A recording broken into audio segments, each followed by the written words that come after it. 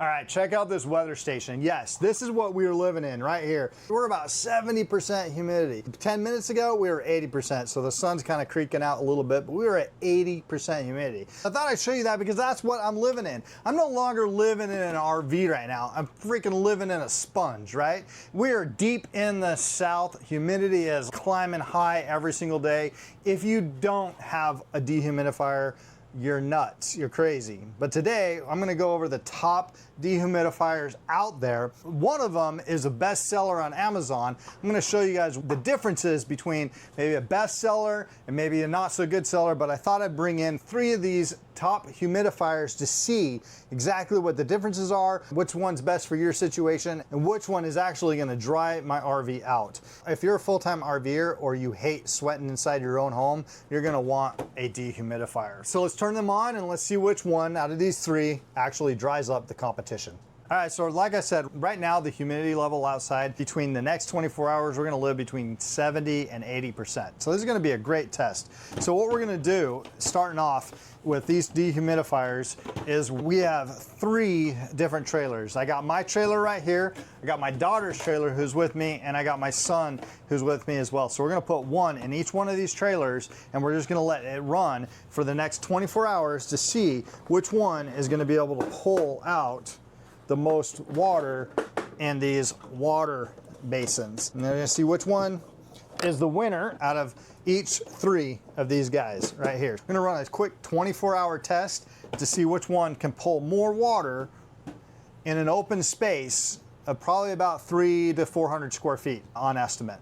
So that's the test. All right, so let's get started. So we have this dehumidifier right here. Let's take a closer look at it, all the ins and outs of what this actually does. This is for a small home RV type area living. This is gonna be perfect for putting into a small room like a bathroom, a bedroom, or just a smaller living area, not a huge wide open living room trying to get the whole home done here. We're gonna actually test how long it takes to fill this up. You're just gonna have to wait until this fills up with water. Once that happens, you can see that once that float triggers up, it's gonna stop, it's gonna automatically shut off. That's a good thing because you're not gonna get water everywhere, but it's a bad thing because now the humidity levels are gonna start to climb, right? What the humidity level is right now in here, and that 75 is the degrees of how warm this guy is. So once you see that 46 kind of climbing, you'll know, hey, maybe I should drop the water. Plus, this will start to go red. This will glow red, have a red band around it when it's done. Really quick, simple controls. You can turn this on. It has basic 2 modes. You have on mode, and then you have a sleep mode. Last thing I want to show you right here is how many watts this guy is taking. That's going to run you about 66 to 70 watts is what I kind of noticed. Why does that matter? Because as a dehumidifier goes, if it's doing its job, it's probably going to be on all the time, heavier when the atmospheric pressure is more inclined for rain or whatever. That's the reason why I pull this out, because this guy's going to cost you about $8 to $10 a month to run this thing full-time, 24/7. Now, a good dehumidifier is not going to run 24/7. It's going to know, hey, I don't need to run because the humidity levels are below 30%, so we're good. All right, let's take a closer look at this. Now this Viprh dehumidifier, although it's small in stature, it's mighty in pulling out a ton of water. The nicest thing about this one that kind of separates it apart from its competition right here is that you have this. Not only does it come with a filter that you need to clean out, but it also comes with an essential oil where you can put this in and then it'll start to freshen up that area. The scents, you can drop a little bit of essential oil on here, stick this in, and now you're going to get a little bit of that fresh scent in the area. So you're not trying to get a whole home with this. Now, if you do have it in your bedroom, it does give you a sleep option, right? So you just turn that on. You can change the light right here, what kind of brightness level that you want. You can also add a sleep, put that in. So if you're in the bedroom, you don't want the light on, you can turn that off. Now coming on over here, I wanted to plug this into my battery instead of directly into the rig to show you how many watts that it's taking when we turn it on. So we're gonna turn this on, and that's gonna kick up right there. We're running about 90, 87, so it is warming up, it is kicking on. So we're about 84, probably gonna live between 80 when it's on run time, about 80 watts. Why is that important? Because with a dehumidifier, when it's really humid out there, depending on where you live, you're probably gonna wanna run this 24 hours a day. If you run this 24 hours a day, you're gonna spend probably in a neighborhood of $8 to $10 a month at that watt level. So just know that going in, especially for you full-time RVers out there, just know if you're paying for your electricity, every little thing counts. So it's just gonna add up. But a dehumidifier is worth not getting rotted walls in your RV. It's just worth it. So I'd rather spend the $8 to $10 a month knowing that my RV is going to be safe from moisture. So one last thing about this is that you can see and you can visually inspect what your water levels are right here. If you put it in a place where you're going to be walking by a lot, like bedroom or bathroom or whatever, you're going to see the water levels. You're going to know that it needs to turn off, and you can have the peace of mind knowing that it's not going to spill out because it's going to shut itself off when the water levels hit max capacity. All right, let's take a closer look at this 9Sky dehumidifier. This guy right here is going to be a genuine certified water saver. Which, what I mean by that is they're going to save the waters from the walls in your RV. As a full-time RV, you have to live with dehumidifiers if you're anywhere in a hot, humid area. Now, if you live in a hot, humid area full-time permanently, you probably already have one of these. If you don't, you need one, right? Because the damage that it can do to your walls, your food, or anything like that is well worth the peace of mind of knowing that I'm gonna take the humidity out of my living space. Now, what this guy does really well at is exactly that, taking the water out of the air. It's really simple. All you gotta do after you plug it in, I'm just gonna plug it in right here to my battery because I wanna show you guys what kind of energy consumption that we have, but I'll show you that in a second as it gets started. You just have three simple buttons. You have the on button, and then you have a light button where you can turn that on or off. And then you have a sleep timer, right? Where it's just gonna have less power, not be as loud. So if you are putting it into a bedroom. Now the sheer size of this thing, it's not gonna do a whole home. So you think room like bedroom, bathroom, any type of area that just is like a surface. I mean, I think it's gonna excel at about 1,000 square feet on end, probably a little less. I personally like to live around 30 to 40% humidity. And so I kind of like to get that down and know where I like to be. Now this has a super big window right here so you can actually see your water levels and then when it's time to change them out. Now speaking of changing them out, if you're running a dehumidifier during the summer, you're probably gonna be running these 24/7, like all the time. And if you're running it all the time, we're gonna be about 60 to 65 watts. What does that mean? That means you're gonna be spending about $8 per month on letting this thing run 24/7, if it does run 24/7. Now part of the great thing here is that if it does get the humidity levels down, we'll shut off so it won't be running 24/7 if it does its job. Right here hits that. You'll hear the beep, beep, beep, and it'll let you know that it turns itself off and the water's now ready to be changed. The other thing that's really kind of unique about this guy, most of these sizes don't allow you to hook this up as a permanent drain.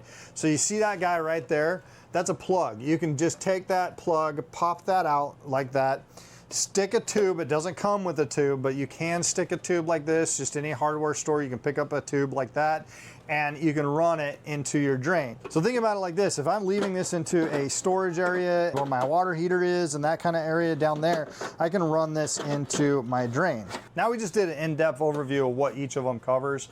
In my opinion, all three of them are the exact height, maybe this guy just being a little bit smaller. This is the only one of the three that gives you that extra compartment where you can put your essential oils in. So that's kind of nice if you want that fresh scent in that room. I'm gonna tell you right now, this one right here looks to have a bigger fan casing than the other three. So we're gonna see if that bigger fan is actually gonna be able to pull more water out of the air. So ain't nothing but to do it. So let's get to it and let's start our 24-hour test right now. All right, to start this test, we got trailer number 1 here, which is my personal bedroom, my master bedroom right here. We're starting it at 60%, and we're gonna let this guy run for 24 hours. So let's kick on the test, and we will see you tomorrow.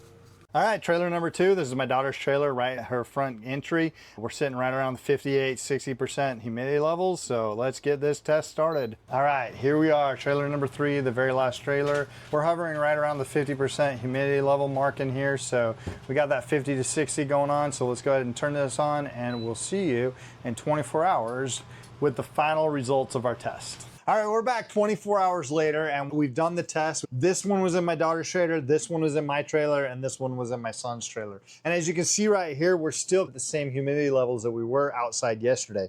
We're rocking with, it looks like 74% humidity outside, so we're getting that high humidity, 80, 90% humidity. Sometimes when it starts raining out there, we're going through some rainy days right now. So these fires definitely had every opportunity to suck some water out of the air. So let's see exactly how they did. All right, so first up, we're gonna take a look at how my daughter's trailer did with the water levels right there. We're gonna pop that lid off. All right, right there, that looks to be about a ½ inch of water, so not even halfway up, so that's fine. That's only about 24 hours, so it is pulling water out of the air. Next up, we have the one that was in my trailer, which is in just my bedroom right here. That right there, I'm already seeing a lot more water that's being pulled. To me, just off the eyeball test, that's about twice as much water as this guy pulled right here. This container is also just a little bit bigger too as well. And then the last one that was in my son's trailer right here probably has the least amount of water right there. Let's see exactly how much water each of these did in 24-hour period of time. Okay, that gave me 200 milliliters for this guy. Right there. For the 9 Sky, let's see if it can beat 200 milliliters. Right there, that gave me about 250 milliliters.